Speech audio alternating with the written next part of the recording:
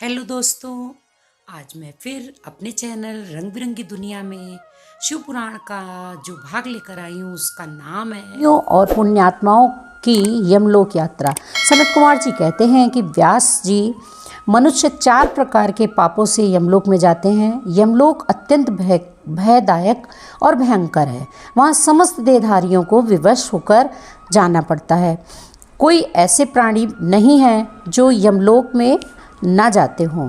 किए हुए कर्म का फल कर्ता को अवश्य भोगना ही पड़ता है। इसका विचार करो। जीवों में जो शुभ कर्म करने वाले सौम्य चित्त और दयालु हैं, वे सौम्य मार्ग से यमपुरी के पूर्व द्वार को जाते हैं। जो पापी पाप कर्म परायण तथा दान से रहित हैं, वे भयानक दक्षिण मार्ग से यमलोक की यात्रा करते हैं। मर्त्य लोक से 86,000 योजन की दूरी लांघ कर नाना रूप वाले यमलोक की स्थिति है, ये जानना चाहिए। पुण्य कर्म करने वाले लोगों को तो यह नगर निकटवर्ती सा जान पड़ता है, परंतु भयानक मार्ग से यात्रा करने वाले पापियों को ये बहुत दूर स्थित दिखाई देता है। वहाँ का मार्ग कहीं तो तीखे कांटों से युक्त है, कहीं कंकड़ों से युक्त है, कहीं छूने की धार के समान तीखे पत्थर उस मार्ग पर जड़े गए हैं। कहीं बड़ी भारी कीचड़ फैली हुई है। बड़े छोटे पातकों के अनुसार वहाँ की कठिनाइयों में भी भारीपन और हल्कापन है। कहीं कहीं यमपुरी के मार्ग पर लोहे की सुई के समान तीखे डाब फैले हुए हैं। तदंतर यमपुरी के मार्ग की भीषण यातना और कष्टों का वर्णन करके सनत कुमार जी ने कहा, व्यास जी, जिन्होंने कभी दान नहीं किया है, वे लोग ही इस प्रकार दुख उठाते और सुख की याचना करते हुए उस मार्ग पर आते हैं। जिन्होंने पहले से ही दान रूपी पाथेय ले रखा है, वे सुखपूर्वक यमलोक की यात्रा करते हैं। इस रीति से कष्ट उठाकर पापी जीव तब प्रेतपुरी में पहुंच जाते हैं। तब उनके विषय में यमराज को सूचना दी जाती है। उनकी आज्ञा पाकर दूत उन पापियों को यमराज के आगे ले जाकर खड़े करते हैं। वहाँ जो शुभ कर्म करने वाले लोग होते हैं, उनको यमराज स्वागत पूर्वक आसन देकर पाद्य और अर्घ्य निवेदन करके प्रिय बर्ताव के द्वारा सम्मानित करते हैं और कहते हैं, वेदोक्त कर्म करने वाले महात्माओं, आप लोग धन्य हैं जिन्होंने दिव्य सुख की प्राप्ति के लिए पुण्य कर्म किया है। अतः आप लोग दिवांगनाओं के भोग से भूषित तथा संपूर्ण मनोवांछित पदार्थों से संपन्न निर्मल स्वर्ग लोक में जाइए।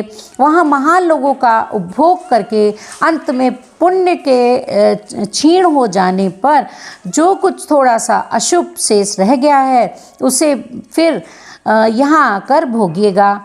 जो धर्मात्मा मनुष्य होते हैं, वे मानो यमराज के लिए मित्र के समान हैं। वे यमराज को सुखपूर्वक सौम्य धर्मराज के रूप में देखते हैं, किंतु जो क्रूर कर्म करने वाले होते हैं, वे यमराज के भयानक रूप में देखते हैं। उनकी दृष्टि में यमराज का मुख दाढ़ों के कारण विकराल जान पड़ता है। नेत्र टेढ़ी भौहों से युक्त दिखाई प्रतीत होती है। उनके केस ऊपर को उठे हुए होते हैं। दाढ़ी मूछ बड़ी बड़ी होती है।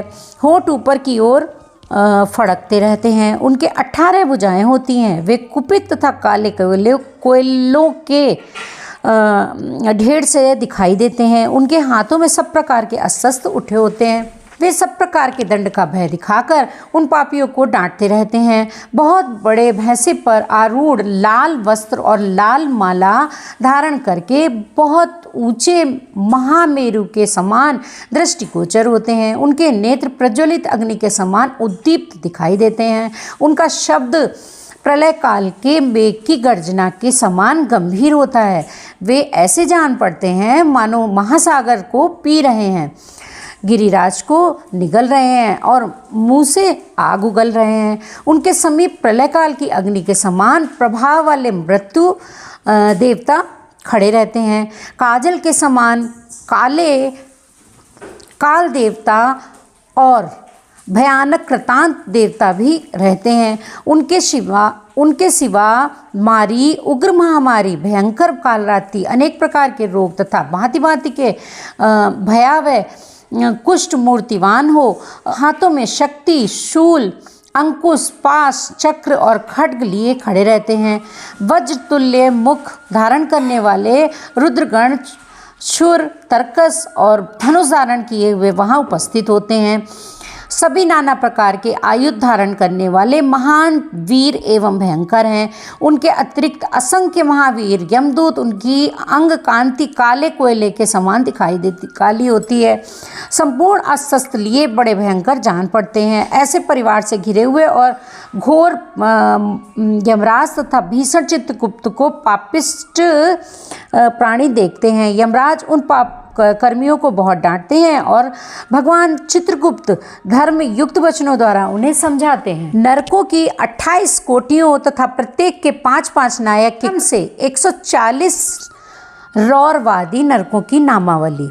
सनत कुमार जी कहते हैं, व्यास जी, तदंतर यमदूत पापियों को अत्यंत तपे हुए पत्थर पर बड़े वेग से मारते हैं, मानो वज्र से बड़े बड़े वृक्षों को धराशायी कर दिया गया हो। उस समय शरीर से जर्जर हुआ देहधारी जीव कान से खून बहाने लगता है और शुद्ध बुद्ध खोकर निश्चेष्ट हो जाता है। तब वायु का स्पर्श कराकर वे यमदूत फिर उसे जीवित कर देते हैं और उसके पापों की शुद्धि के लिए उसे नरक समुद्र में डाल देते हैं। पृथ्वी के नीचे नरक की 7 कोठियाँ हैं, जो 7वें तल के अंत में घोर अंधकार के भीतर स्थित हैं। उन सब की 28 कोटियाँ हैं। पहली कोटि घोरा कही गई है, दूसरी सुघोरा है जो उसके नीचे है, तीसरी अति घोरा, चौथी महाघोरा, 5वीं घोर रूपा, 6ठी तलातला, 7वीं भयानका, 8वीं कालरात्रि, 9वीं भयोत्कटा, उसके नीचे 10वीं चंडा, उसके भी नीचे महाचंडा, फिर चंड कोलाहला तथा उससे भिन्न प्रचंडा है जो चंडों की नायिका कही गई है। उसके बाद पद्मा, पद्मावती, भीता और भीमा है जो भीषण नरकों की नायिका मानी गई है। 18वीं कराला, 19वीं विकराला और 20वीं नरक कोटि वज्रा कही गई है। तदंतर त्रिकोणा, पंचकोणा, सुदीर्घा, अखिलार्तिता, समा, भीमबला, भीमा तथा 28वीं दीप्त प्राया है। इस प्रकार मैंने तुमसे भयानक नरक कोटियों के नाम बताए हैं। इनकी संख्या 28 ही है, पापियों को यातना देने वाली है। उन कोटियों के क्रमशः 5-5 नायक जानने चाहिए। अब उन सब कोटियों के नाम बताए जाते हैं, सुनो। उसमें प्रथम रौरव नरक है, जहाँ पहुंचकर देहधारी जीव रोने लगते हैं। महारौरव की पीड़ा से तो महान पुरुष भी रो देते हैं। इसके बाद शीत और उष्ण नामक नरक हैं। फिर सुघोर है। रौरव से सुघोर तक आदि के 5 नरक नायक माने गए हैं। इसके बाद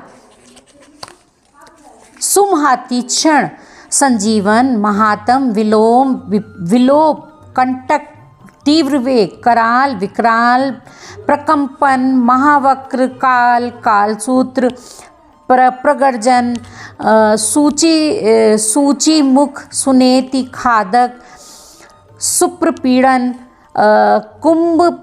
कुंभीपाक, सुपाक, क्रकश, अति दारुण, अंगार, राशि भवन, मेरु, अस्रक प्रहित, तीक्ष्ण, तुंड, शकुनी, महाप्रवर्तक, क्रतु, तप्त जंतु, पंकलेप, प्रतिमास, पुद्दव, उच्छ्वास, सुनिरुच्छ्वास, सुदीर्घ, कूट, शालमली, दुरिष्ट, सुमहदावाद, प्रवाद, सुप्रतापन, मेघ, वृष, शाल्म, सिंहमुख, व्याघ्रमुख, गजमुख, कुंकुरमुख, सुकरमुख, अजमुख, महिषमुख, धूकमुख, कोकमुख, ब्रकमुख, ग्राह, कुंभिनस, नक्र, सर्प, कूर्म, काक,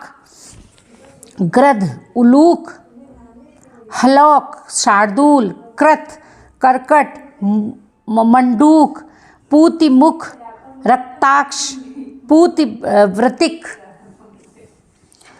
कर्णधूम्र, कृमि, गंधीबपु, अग्निद्र, अप्रतिष्ठ, रुद्रीरा, स्वभोजन, लालाभक्ष, अंत्रभक्ष, सर्वभक्ष, सुदारुण, कंटक, सुविशाल, विकट, कटपुतन, कम्बरीश, कटाह, कष्टदायिनी, वैतरणी नदी, सुतप्त, लोहशयन, एकपाद, प्रपूरण, घोर,